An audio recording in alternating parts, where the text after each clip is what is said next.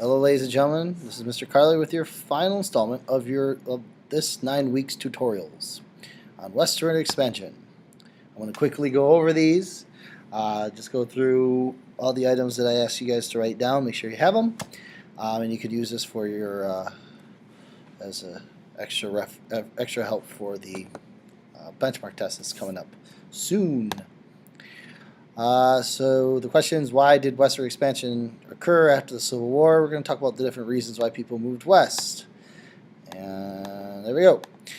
One is the opportunity to own land. We talked about the Homestead Act, which offered 160 acres of free land to those who could settle it for at least 5 years. In class, we talked about how 80% of that land was used for were actually taken by railroad speculators, while 20% were given to the actual folks. The last of the great homesteads were given during the Oklahoma land rush, and which was more of a race than it was a actual purchase of a homestead. But for a small fee, you could purchase 160 acres of free land, so long as you could live there and settle it for at least 5 years. And we don't need to see the video. The next reason is technological advances. Because of the railroad, the transcontinental railroad, trans meaning across, and continental meaning the continent. Once the railroads were connected, it made the trek a lot easier, a lot safer, and it also brought in the luxuries of the East into the frontier of the West. In fact, the railroad killed the frontier. At this point, once the rails were established, by the turn of the 20th century, all of American society occupied from the Atlantic coast to the Pacific coast. There was no frontier, there was no loneliness. There was always the ability to network with people around you from far away and who are close, thanks to the railroads. There's a possibility of attaining wealth through the creation.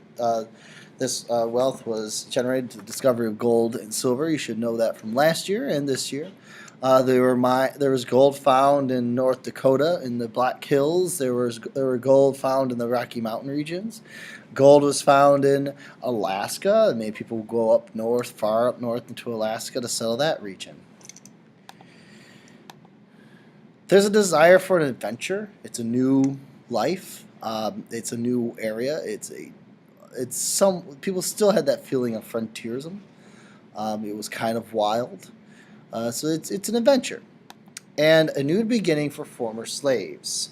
These are African American slaves who lived out in the South, wanted to escape Jim Crow laws, and many of them moved to places like Nebraska and Kansas, and they became known as exodusters after the book Exodus, since they were former slaves looking for new land to live. Now the next is, because you have all these settlers moving in to the West, the Native Americans who already resided there, there were clashes and conflicts between the two. And that's what the next section is about. We call this time period the Indian Wars. If we talk about the difference between Native Americans and white settlers, we talked about this earlier when we had the double bubble map before our congressional hearing. But survival in the plains for the native depended on the buffalo. Wherever the buffalo went, the natives went. They were nomadic. They traveled with them. They did not believe that land was to be owned. The people who owned the buffalo, the buffalo owned the land. They just hunted the buffalo on that land. So land was not property. It was a shared resource. What was important was the buffalo that lived among the land. That's where the conflict may occur between different tribes. White settlers, however, they depend on agriculture for survival. Because they depend on agriculture and they farm their land, land is property to be owned. They do not share their crops and will not share their land for others to grow crops, as they would not survive. So land is property to be owned. That's the idea. So obviously if you have one group that believes that land is shared, another group that says that land has to be owned, that's where you're going to see clashes or conflict. So natives and settlers often clashed with each other over this, and Native Americans eventually rose up in opposition against the white settlers. One of the first major battles of the Indian Wars, it would call it the beginning of the end of the Native American way of life in the plains, was the Battle of Little Bighorn in 1876. 1876 is a significant year. It's an election year. Rutherford B. Hayes becomes president, but he becomes president based on a deal with Samuel Tilden. The deal was to remove federal troops from the South, which this, of course, and we know that this ended Reconstruction. However, this also helped out the war within the plains against the Native Americans, as now the entire United States Army is at the disposal. So Custer's wandering around up in Montana and North Dakota. About 1874, discovers that gold's inside the Black Hills, which is where the Great Sioux Reservation is, and he goes and he decides to infiltrate. He's told to infiltrate a small encampments, Native American encampments with it that are out of natives who are outside of their reservation. When he arrives in 1876 near the Little Bighorn River, he finds that the Lakota, Cheyenne, Arapaho tribes, who were supposed to be there on their own, were actually joined in a large alliance known as the Great Sioux Nation, led by a gentleman named Sitting Bull. Custer and his army were completely wiped out. Word got out east over this, and many people wanted something to be done within the government to do something about it. And of course they did. They had every single troop at their disposal at the end of Reconstruction. They sent out troops out west to make sure that Native Americans forget their old way of life and now live in reservations. So it was Battle of Little Bighorn that really did expand U.S. Military involvement in the Western Plains. A gentleman that worked with Custer, Sitting Bull. He was a medicine man of the Sioux, and supported war against the United States after many treaties were broken. By the way, there is a bullet that is between these two on your notes. Please cross that one out. But Sitting Bull eventually, he believed that the Sioux were to fight off the whites as best they could. And they will eventually lose, but they need to die trying. He later gave up and was sent to Wounded Knee Reservation. He participated in Buffalo Bill's Wild West shows for a while as an ambassador for the natives. Then eventually he was killed in his reservation. The next group are the Apache. They were along the southwestern United States, so the Arizona, Mexico, and Texas. Geronimo was the leader of the Apache. Apache fought U.S. Army and raided settlers in the Southwest. Eventually he was arrested and lost the wars in 1886, I believe, Skeleton Canyon.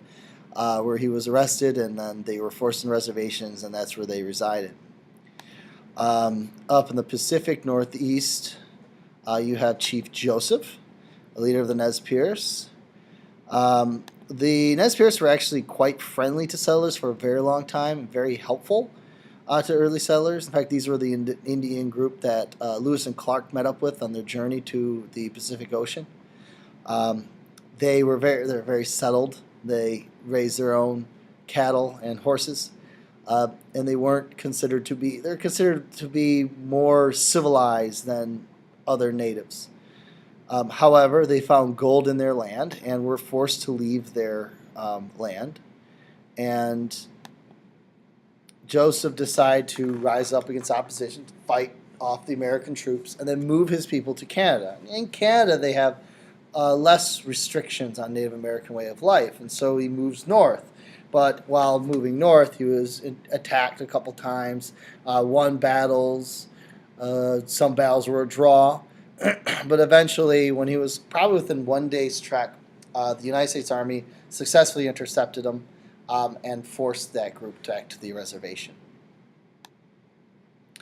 Now, the United States, the impact the United States had on Native Americans, you had population decrease.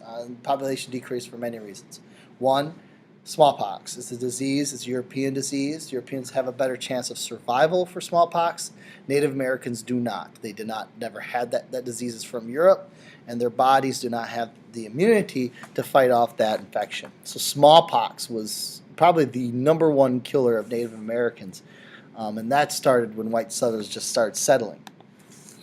Massacres were common. The Battle of Wounded Knee, which was a result of an uprising that took place at the Wounded Knee Reservation following Sitting Bull's assassination.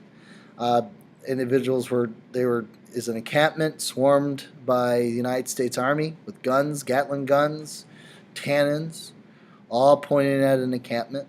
They were told to drop their weapons. They dropped their weapons. One of them fired, and they attacked the village, killing 200 men, women, and children. These massacres were quite common.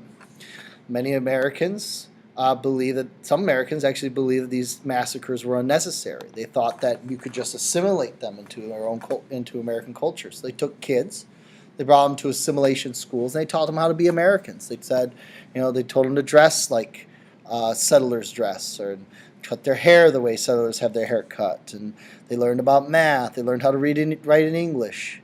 And then when they graduated, they would look for employment. The problem is they wouldn't be employed anywhere because no one would accept them because they're Native Americans. They went back to their reservations and then found out they weren't accepted in their reservations because they were considered to be too white. So these poor souls were left without anyone accepting them and culturally. Plains Indians experienced lifestyle changes that resulted in the reduction of buffalo. Reduction of buffalo starved them to force them into submission. If there's no buffalo, they can't live their way of life, and they're forced to live and farm on the Great Plains. Homelands were reduced. The Native Americans, which once controlled all of the western plains, have now forced into smaller reservations throughout the West. And that is your tutorial on westward expansion and the Indian Wars.